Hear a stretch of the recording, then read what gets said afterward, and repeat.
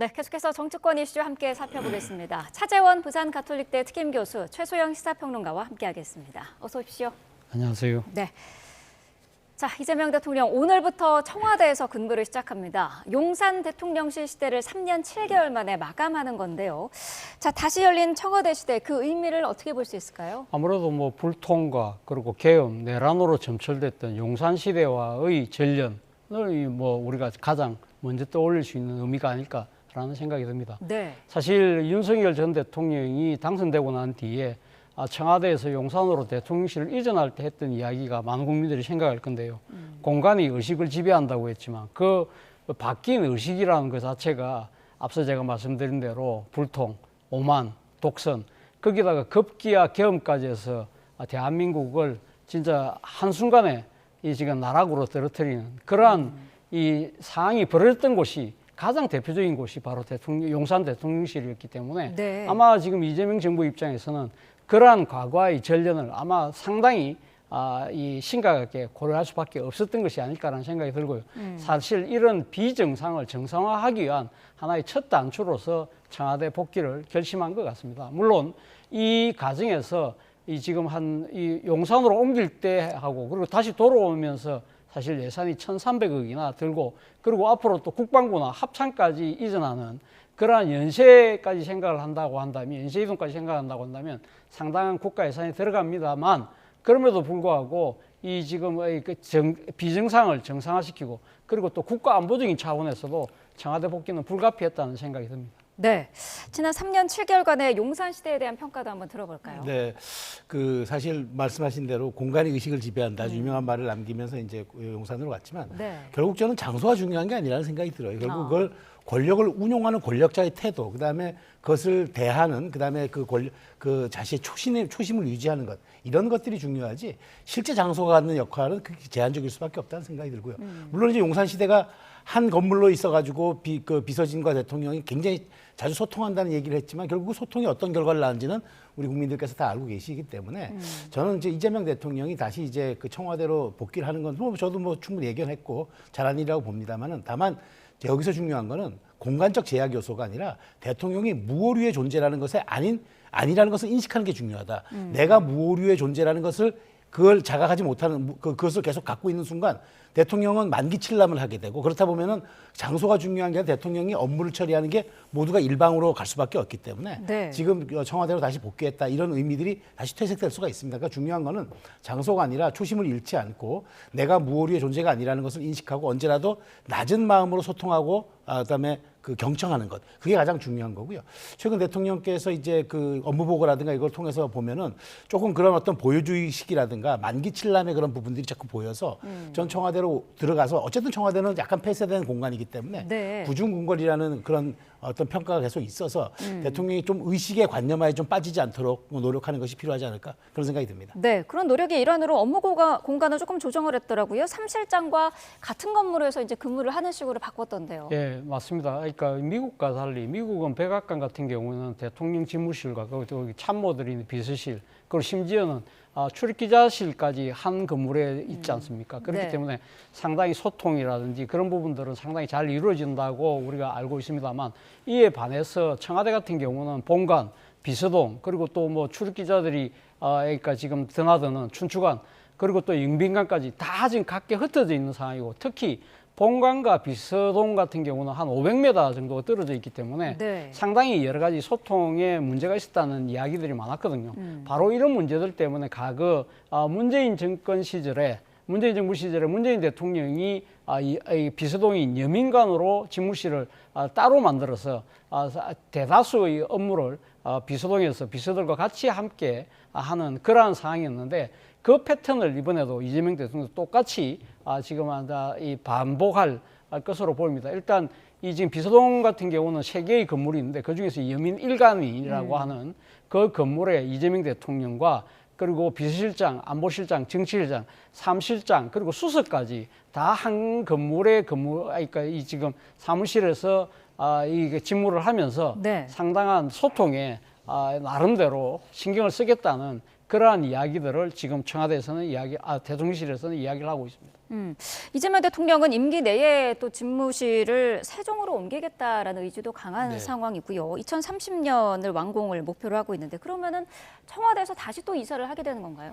근데 그렇게 지금 대통령은 말씀하고 계시지만 네. 저는 그렇게 생각하진 않습니다. 그러니까 사람이 형식 논리에 자꾸 구속되는 순간 내용이 사라져 버립니다. 그러니까 지금 세종으로 가는 건 중요하지 않습니다. 어차피 우리 관습헌법이 대통령이 존재하고 있고 국회가 있는 곳을 우리의 관습헌법상 수도로 인정했기 때문에 네. 이런 것들에 대한 사회적 인식과 보편적인 어떤 그런 공감대가 없는 한 세종으로 가는 게 무슨 의미가 있겠습니까? 그리고 세종으로 2030년까지 간다는 게 이재명 대통령이 퇴임이 겹치는 건데 그렇게 임기 말기에 굳이 또 하나의 천도를 한다는 게 그게 과연 실효적인가라는 측면에서 저는 지금 대통령실이 청와대로 복귀한 이상 이제는 청와대에 집중해서 여기서 성과를 내는 게 중요하다. 저는 대통령의 말씀이 이제 무게를 가지려면은 지난번 취임사에서는 통합실용 얘기했지만 실제로 6개월, 7개월 지나면서 통합실용이 과연 보이는가가 이제 많은 국민들이 그 의문을 제기하고 있기 때문에 중요한 네. 거는 대통령의 메시지가 결과로서 힘을 받는 것이 중요하지 지금 또다시 세종으로서 간다? 세종으로 간다고 그게 국토균형 발전이 완성되겠습니까? 국민 통합이 되겠습니까? 그러니까 그런 형식 논리에 빠지는 것보다는 청와대에서 내가 다시 복귀한 만큼 국민들이 기대한 만큼 성과를 내겠다. 그런 초심을 잃지 않고 끝까지 가는 그런 자세가 더 세종 천도보다 중요하다고 말씀드리고 싶어요. 네, 어제 내각 인선 발표가 있었는데요.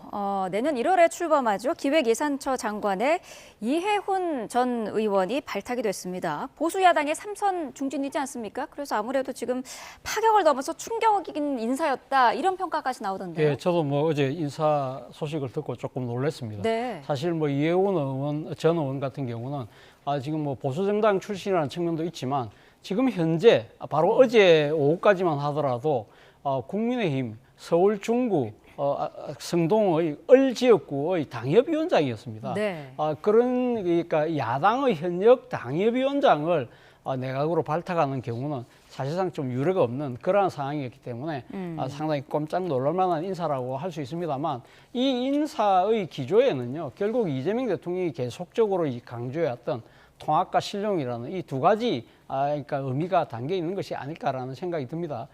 사실 뭐 지금 뭐 국민의힘에서는 자신의 그러니까 이 당위원장을 빼갔다 그런 측면에서 상당히 반발하는 측면은 분명히 있습니다만 네. 그동안 그러나 국민의힘에서는 또 대통령의 인사에서 탕평을 가장 또 강조를 해왔잖아요. 그리고 국민 통합을 이야기해왔기 때문에 사실 그러한 그 노력의 첫 번째의 하나의 행동이 사실 인사거든요. 그런 측면에서 본다고 한다면 저는 뭐 박수칠 대목도 분명히 있다는 생각이 들고 또 하나는 이해훈 의원이 사실은 이 경제통으로서 상당한 또 나름대로 의정활동을 보여왔기 때문에 그런 측면에서 본다고 한다면 실용의 관점에서도 아마 이재명 대통령 입장에서는 발탁이 필요했다는 생각이 있었던 모양입니다. 다만 네. 아쉬운 대목이라는 것은 앞서 제가 이야기한 대로도 이 지금 제1야당의 현역 당협위원장이라고 한다면 사실 그 전에 이 당 지도부에다가 기팀이라도 해서 일종의 협의를 하는 모양새를 갖췄더라면 어땠을까 하는 아쉬움은 있습니다. 네,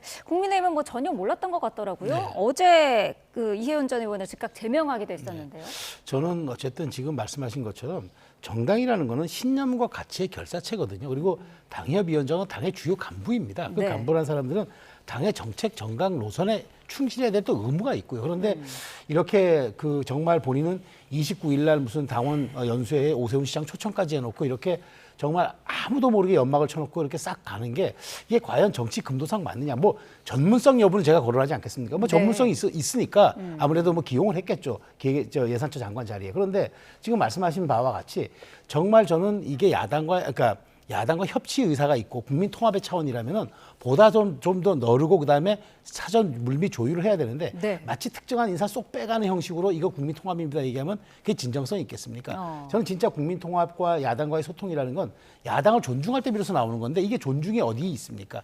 물론 뭐 송민영 장관 유임시키고 뭐 또 다른 사람들 이렇게 기용하고 하는 것들이 보수 대통합이라고 포장을 할 수 있으나 실질적인 가치 부여에선 저는 동의할 수가 없다는 생각이 들고 더더군다나 이해훈 의원 같은 경우에는 이재명 대통령의 그 기본 어떤 재정 정책에 대한 비판을 했던 사람인데 네. 여기에 대한 아무런 얘기 언급 없이 그냥 기용한다는 것은 혹시 면피용이 아닌가?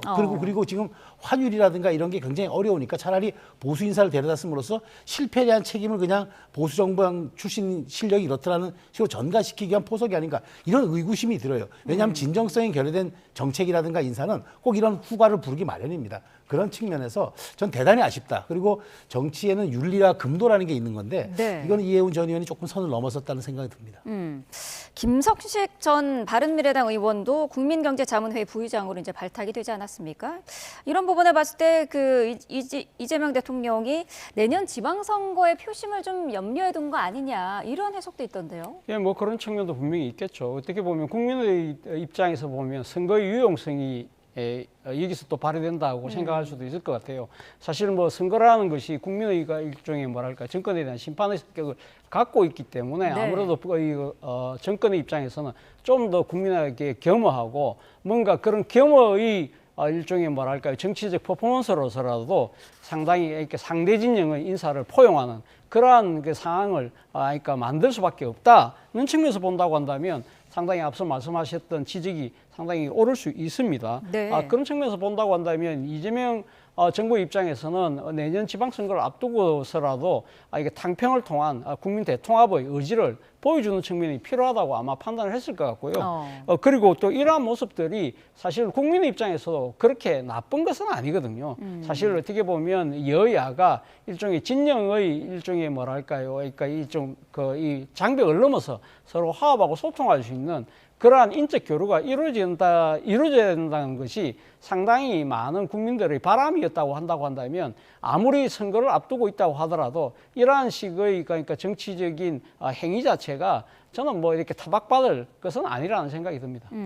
이해운 전 의원이 윤 전 대통령 탄핵 반대 집회에도 참석을 한 적이 있기 때문에 민주당을 포함한 범여권에서도 좀 반발하는 기류가 있는 그런 상황인데 어제 언론 인터뷰를 통해서 이 부분에 대한 입장을 직접 밝혔습니다. 탄핵 반대 집회 참석에 대해서 당협위원장 신분으로 한번 당의 입장을 따라간 것뿐이고 자신은 처음부터 계엄에 반대해왔었다 이런 입장이었거든요. 어떻게 들으셨을까요? 전형적인 사후 사과고 꼬리 자르기 아닙니까? 그러니까 뭐 같긴 같지만 내가 보니까 그건 좀 잘못된 행동이더라. 이거는 뭐 자리에 대한 맞바꿈에 대한 뭐 보은이겠죠. 근데 저는 이번에 보면서 나름 저는 이번 이재명 대통령 인사를 통해서 지방선거에 포석을 갖고 있거나 생각을 저도 했어요. 왜냐하면 네. 예, 김성식, 이해운 다 부산 출신이고요. 그다음에 이제 뭐 대구 경북도 있고 그다음에 강원까지 포함된 그 전부 7명 가운데 일종의 전부 이제 대구 경북 그다음에 부산 그다음에 강원, 서울 이렇습니다.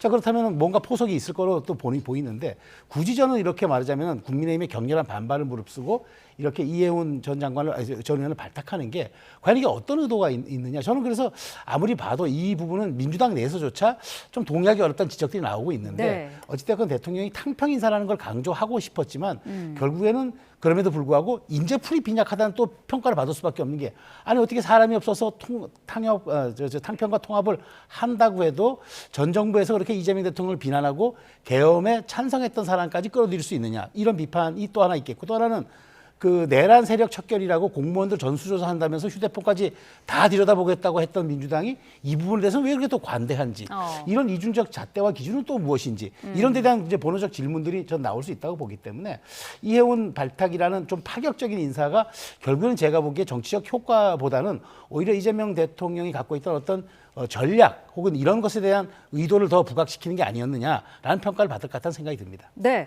아무튼 지금 여권 측에서는 이해운 후보자 발탁에 대한 대통령실의 좀 더 상세한 설명이 필요하다라는 목소리도 있거든요. 어떻게 보세요? 뭐 대통령의 인사 행위에 대해서 100% 그러니까 여당이 뭐 찬성한다는 그 자체가 사실 어떻게 보면 여의도 뭐랄까요 뭐 출장소 같은 그러한 모습을 또 보일 수 있는 측면이 있기 때문에 대통령이 아무런 뭐 그러니까 그러니까 이 통치 행위라고 하더라도 그것이 그러니까 이 국민의 눈높이에 맞지 않을 경우에는 뭐 반대의 목소리가 나오는 것은 뭐 민주정당의 당연한 모습이라는 생각이 들고요. 네. 바로 그 때문에 사실 이 지금 이해운 후보자지 지금 바로 장관으로 임명된 건 아니지 않습니까? 네. 국회에서 이 지금 인사청문 과정이 있기 때문에 이 과정을 통해서 뭐 당연히 뭐 국민의힘에서도 상당히 반발하겠지만 민주당에서도 나름대로 엄격한 잣대를 갖고 이해운 후보자의 일종의 적절성 여부를 저는 뭐 공정하게 따지지 않을까라는 생각이 들고요.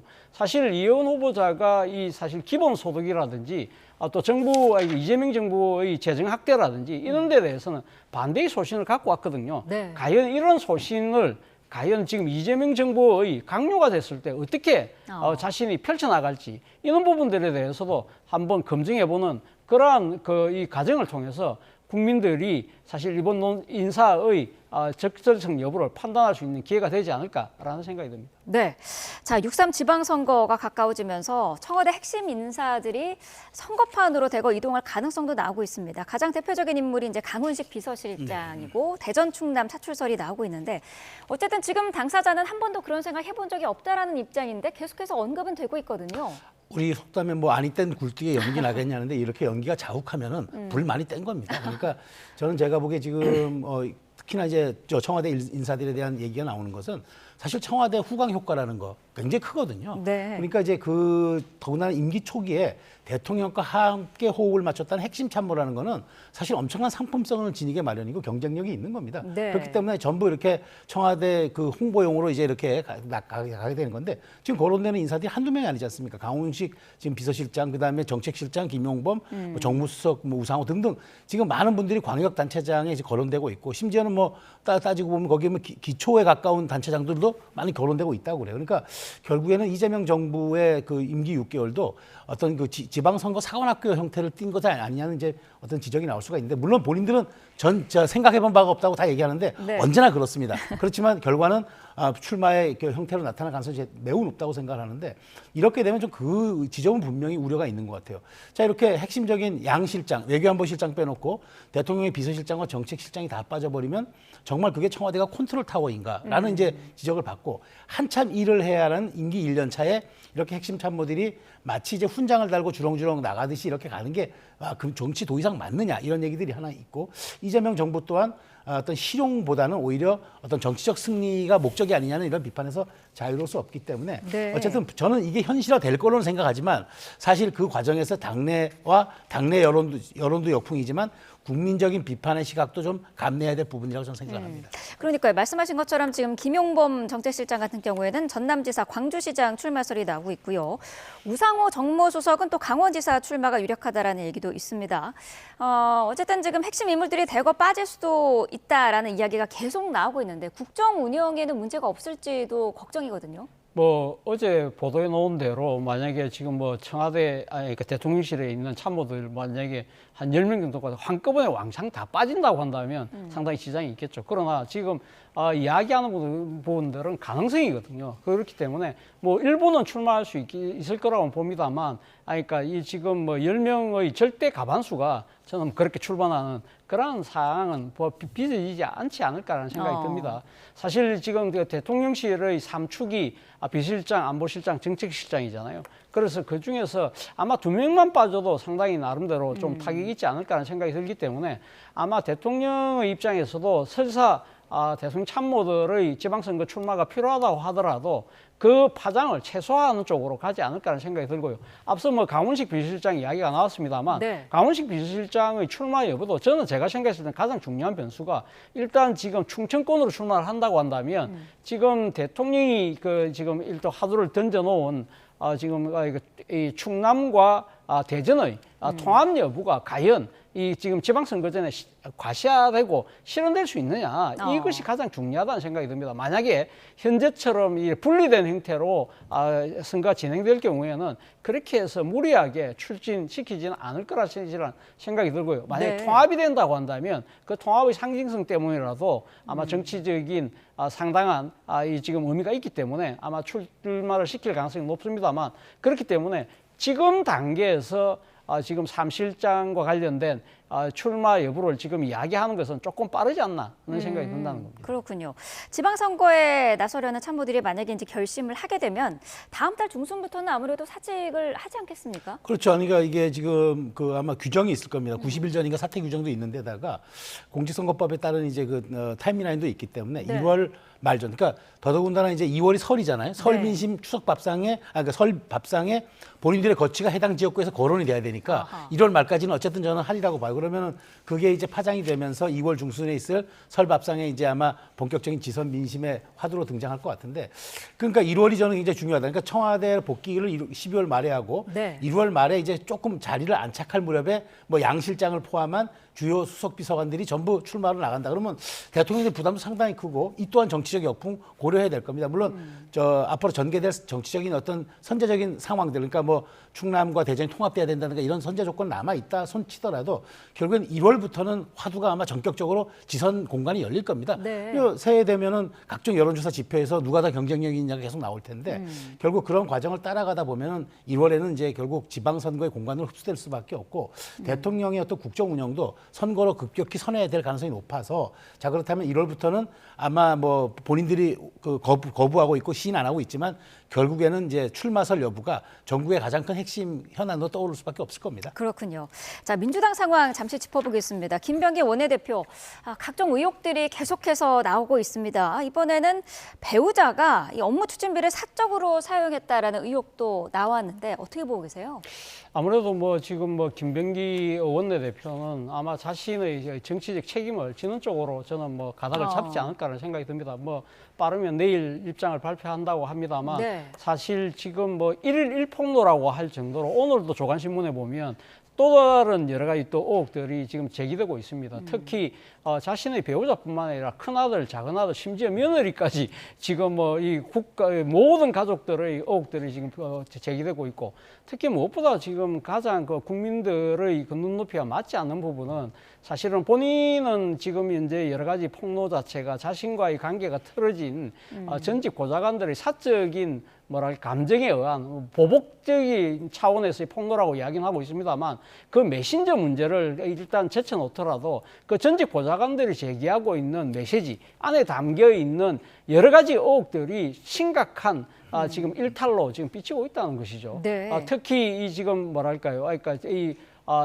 여당의 집권 여당의 원내대표로서의 뭐 이제 특권과 반칙이라는 부분은 상당히 아마 지금 민주당 차원뿐만 아니라 정권적 차원의 도덕성 문제로도 지금 비화되고 있는 만큼 제가 생각해서는 김병기 원내대표가 호미로 막아주실 때 막아야 되는 것이지 이 기회를 놓치면 가래도 못 막는 그런 상황까지 갈 수 있지 않을까라는 생각까지 듭니다. 이미 원내대표로서의 리더십은 무너졌다라는 지적이 있더라고요. 뭐 그렇게 봐야 되겠죠. 뭐 심지어는 뭐 그 부인에 대해서 사무총장과 사모님의 합성어인 사모총장이라고까지 이제 얘기가 나올 정도면은 네. 사실 더 그 추가 폭로가 저는 예견된 상황이라고 보고요.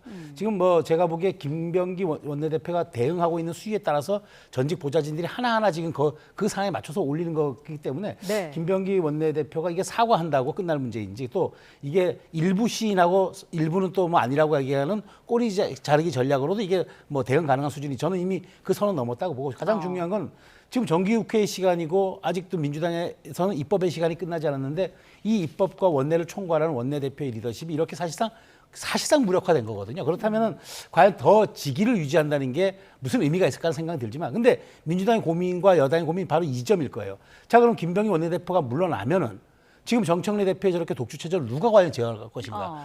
대통령실과의 소통을 누가 할 것인가? 그다음에 물밑 조율을 누가 할 것인가? 이게 현실적인 고민일 거예요. 네. 물론 뭐 사퇴하면 원내 수석 부대표가 당분간 대행하다가 새로운 원내대표를 뽑겠지만 또 그 과정에서 내년 1월 11일로 예정된 최고위원 보궐선거와 또 맞물리면서 당내 권력 지형에 또 다른 말하자면 변수가 될 수 있기 때문에 차라리 조금 뭐 문매를 맞더라도 김 원내대표가 좀 버텨주기를 바라는 게 아마 여권 지도, 그러니까 그 당정의 약간 의도이긴 할 겁니다만은, 그런데 이런 상황으로 버틴다는 게 이재명 대통령에게 무슨 도움이 되겠느냐. 왜냐하면 당정 지지율을 다 깎아먹을 텐데 아마 이 딜레마에 빠진 지금 상황 같아서 네. 김병기 원내대표가 내일 입장을 표명한다지만 이걸로 과연 사퇴로 가름할 것인지 아니면 정면 돌파를 통해서 더 큰 이제 말하자면 이제 그 출구 전략 한번 짤 것인지, 네. 뭐 하여튼 여러 가지 고민이 있을 것 같습니다만 사실상 김병기 대표의 선택지는 그리 많아 보이지는 않습니다. 네.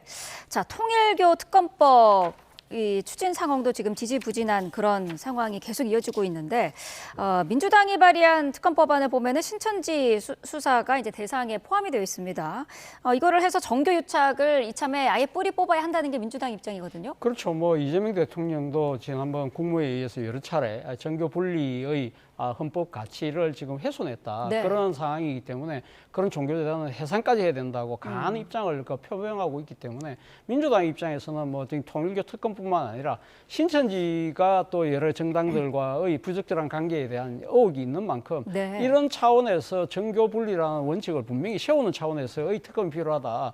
그런 주장을 하고 있는 것 같고요. 그리고 또 이 지금 특검법과 관련된 협상의 차원에서도 지금 신천지 문제를 들고 놓은 것이 아닐까라는 생각이 듭니다. 네. 지금 국민의힘에서 통일교 특검을 이야기하면서 지금 사실 뭐 민주당과 관련된 그 지금 의원들에 대한 수사뿐만 아니라 더 나아가서는 지금 김건희 특검을 지휘했던 민중기 특검에 대한 조사까지 지금 이야기를 하고 있는 상황이기 때문에 네. 그것은 상당히 좀 문제가 있다고 판단을 했기 때문에 그 부분에 대한 이 방어 차원에서라도 신천지 문제를 들고 온 측면도 분명히 있다. 네. 그리고 또 하나는 사실은 이 특검의 추천권을 둘러싸고도 지금 여야 간에 지금 의견이 엇갈리고 있지 않습니까? 대표적으로 지금 국민의힘 같은 경우는 초창기에는 그 이야기를 했지 않습니까? 법원 행정처에서 지금 추천을 해야 된다고 이야기했는데 지금 민주당은 사실 지금 대법원을 믿지 못해서 지금 법원 행정처까지 지금 없애려고 하는 법안을 추진하고 있는 상황에서 국민의힘이 이런 식으로 주장하는 그 자체가 야 이거는 또 상당한 정치적 의도를 갖고 있는 거 아니냐. 네. 그런 의심의 연상성상에서 민주당 입장에서는 대응할 수 있는 여러 가지 카드를 지금 준비 중이었고 이러한 부분들 때문에 상당히 협상이 상당히 지금 지루한 삿바싸움으로 지금 가고 있습니다만 그러나 제가 생각했을 때는 민주당도 원칙적으로는 통일교 특검에 찬성한 만큼 그리고 또 지금 여권 지지층 내에서도 상당히 그 찬성의 이 목소리가 높지 않습니까? 네. 그렇기 때문에 이거 자체를 완전히 무산시키겠다는 그런 언어는 아닌 것으로 저는 판단하고 있습니다. 국민의힘은 지금 민주당이 계속 시간 끌기를 하고 있다라는 주장을 하고 있고요. 네. 장동혁 대표는 내일 본회의에서 어쨌든 야당 그 발의안을 처리하겠다고 하는데 민주당 동의는 있어야 되잖아요.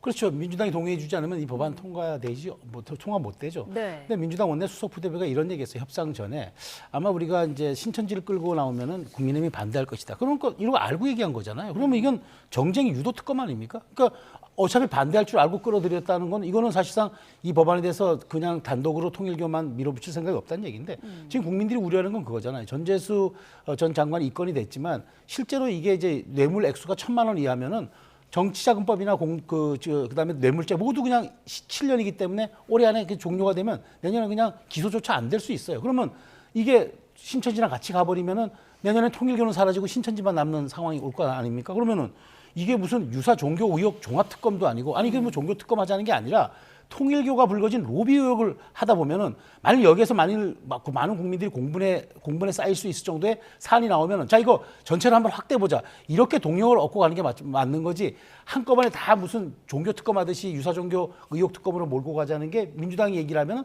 그건 장동혁 대표 얘기하는 이건 진짜 뜬금없는 얘기고 이건 정말 시간 벌기용이고 침대 축구라는 비판에서 자유로울 수 없는 거죠. 민주당이 더더구나 특검 후보 추천도 마찬가지예요. 결국 몇 명을 하든 누구를 하든 이재명 대통령이 선택을 합니다. 그러면은 어쨌든 민주당 쪽에서 여권 쪽에서 올라왔던 후보를 선택하기 마련이에요. 국민의힘과 개혁신당이 누구를 추천했던지 간에. 네. 자 그렇다면은 민주당이 특검의 주체를 놓고도 시간 끄는 것 이것도 말이 안 되는 거예요. 결국 대통령이 선택하기 마련인데 그런 측면에서 어찌 보면 좀 연말을 넘기자는 지금 의도가 지금 있는 것 아니냐. 그래서 연초에 이거 특검을 얘기하면서 연초에는 슬쩍 받아주면서 자 그러면 우리가 이거 받아줄 테니 2차 종합특검 합시다. 이런 협상용으로 지금 시간을 끌기 아니냐는 자꾸 의심을 지울 수가 없어서 저는 차 교수님 말씀하신 바와 같이 지지층에서도 여론이 높고 민주당에 대한 국민들의 시선도 따가운 이 마당에 이것을 계속 묶어서 만약에 끌고 간다면은 네. 상당한 국민적인 그 비판에 직면할 것이라는 말씀 저도 드리고 싶습니다. 장동혁 대표는 특단의 조치도 언급을 했었는데 개혁신당 이준석 대표랑 공동 단식하는 이야기가 나오고 있거든요. 네. 이게 효과는 있을까요? 효과 저는 당연히 있다고 보죠. 지금 왜 개혁신당과 연대가 중요하냐면요. 네. 실제 3석밖에 안 돼서 두 당의 의석수를 합쳐봐야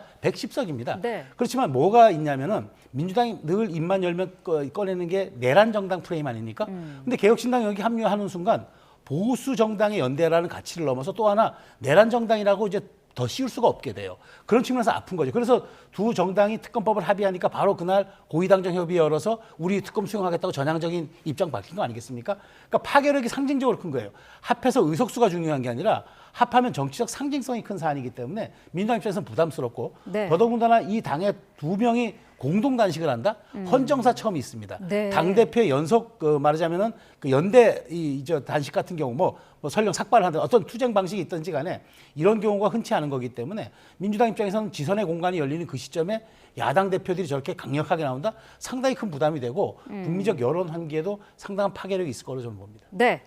자, 김건희 특검이 180일간의 수사를 어제 이제 마무리했고요. 잠시 뒤에 오전 10시에 직접 수사 결과를 발표를 하기로 했습니다. 자, 그동안의 수사에 대해서 어떻게 평가를 하시는지요? 모든 언론들이 지금 공통적으로 쓰는 표현이 V0에 대한 처단이다. 뭐 이런 이야기를 하는데요. V0라는 것이 V1으로 표상되는 대통령의 권력보다 더 위에 네. 그리고 특히 법위에 군림하던 대통령 부인의 여러 국정농단에 대해서 엄단을 했다. 이런 부분들은 사법 정의의 실현의 차원에서도 많은 국민들이 저는 박수를 보내지 않을까라는 생각이 듭니다. 특히 자신들이 집권하고 있을 때 무혐의 처리했던 사건이 있지 않습니까? 대표적인 사건이 도이치모터스 주가 조작 사건, 또 그리고 디올백 사건, 이게 다 무혐의 처리했습니다만, 그러나 지금 이 민중기 특검은 이분이 문제가 있다고 생각을 해서 일단 기소를 해서 지금 재판에 지금 붙여 있는 상황인 것이고, 이러한 것들은 저는 뭐 국민들이 상당히 분노하고 염려해 왔던 이런 부분들을 바로잡는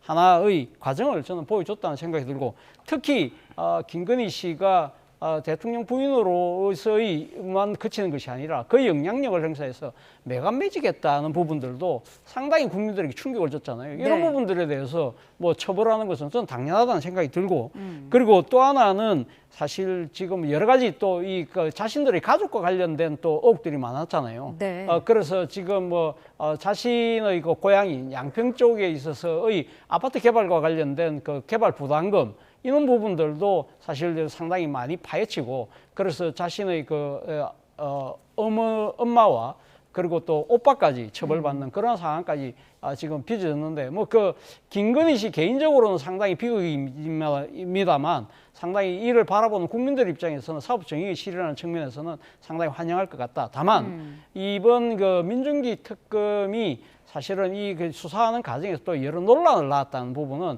상당히 아쉬운 대목이다는 생각도 듭니다. 네, 그 말씀하신 여러 가지 논란, 뭐 강압 수사도 있었고요, 편파 수사 논란도 있었는데 이 부분은 어떻게 보고 계세요? 아쉽죠. 왜냐하면 깨끗하지 못한 회초리로 누구를 징계하는 듯한 모습이 돼버린 거죠. 그렇다면은 누가 누구를 이렇게 도덕적으로 단죄하는 게 옳은 것인가라는 질문도 나왔고, 그다음에 민중기 특검의 선택적 편파적 수사, 그다음에 조사, 이런 것들에는 또 하나 이제 문제가 되는 거는 그 당시 지금 통일교 논란이죠. 분명히 사건을 인지하고도 그것을 사건번호만 부여하고 뭉개다가 나중에 이제 이첩한 거. 결국 그걸로 인해서 특검이 끝나기도 전에 공수처에 조사를 받는 이 헌정사상 처음의 일도 남긴 거예요. 그런 측면에서 저는 어찌 보면은 이 민중기 특검은 정말 공보다는 과와 오가 더 많다라는 생각이 들고요.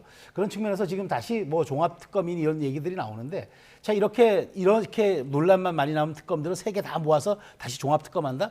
과연 이것이 진짜 그 의도가 선한 것인지 한번 되묻지 않을 수 없고요. 네. 더더군다나 민중기 특검은 어찌 보면 그 과정에서 정말 정치적 논란 너무 많이 나왔고, 최혜병 특검 같은 경우는 정말 부실 기소라는 게 부실 구속 너무 많은 논란들이 있었기 때문에 저는 이번 것들에 대한 과정들이 결국에는 민주당이 추진하고자 하는 2차 종합특검에 굉장히 부정적인 영향으로 작용할 것이다.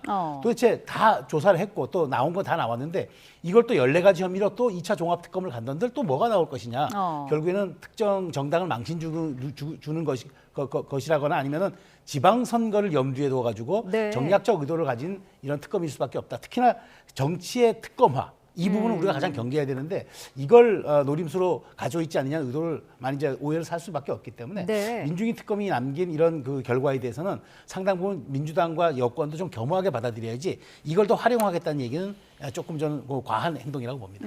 말씀하신 그 2차 종합특검, 지금 여당은 새 1호 법안으로 추진을 하고 있는데 특검에 대한 뭐 국민적인 피로감도 있고요. 특검 만능론에 대한 비판적인 시각도 있거든요. 어떤 예, 입장이실까요? 맞습니다만 그럼에도 불구하고 민주당의 입장 그리고 또 이 지금 집권 측의 입장에서는 상당히 이 법안이 필요하다고 이 주장을 하는 측면이 분명히 있죠. 그것은 뭐 아무래도 내란의 완전한 척결 그리고 또 하나는 국정농단의 뿌리를 완전히 뽑겠다 이런 부분들에 대해서는 뭐 그런 의도에 대해서는 국민들 모두가 뭐 적지 않은 부분들, 적지 않은 국민들이 뭐 저는 상당히 동의할 가능성이 있다고 봅니다만 방금 앵커께서 말씀해 주신 대로 문제는 특검의 일상화, 특검의 만능주의 이러한 부분들에 대한 또 다른 부작용도 상당히 심각하다는 것이고 특히 이 지금 특검이 지금 출범해서 뭐 수사를 한다고 하지만 실질적인 수사는 또 누가 합니까? 일선 검사들이 하잖아요. 파견 나온 검사들이 하고 있는데 지금 이러한 그 검사들에게 사실 이 중요한 업무를 맡기는 부분은 지금 민주당 정부가 이야기하고 있는 이 지금 검찰 개혁과는 또 방향이 또 다르다는 측면이 있기 때문에 이런 모든 부분들을 좀 종합적으로 고려를 해서 저는 신중히 법안을 추진할 필요가 있다는 생각이 듭니다. 네, 알겠습니다. 자, 오늘 두 분 말씀은 여기까지 듣겠습니다. 차재원 부산가톨릭대 특임교수, 최소영 시사평론가와 함께했습니다. 고맙습니다.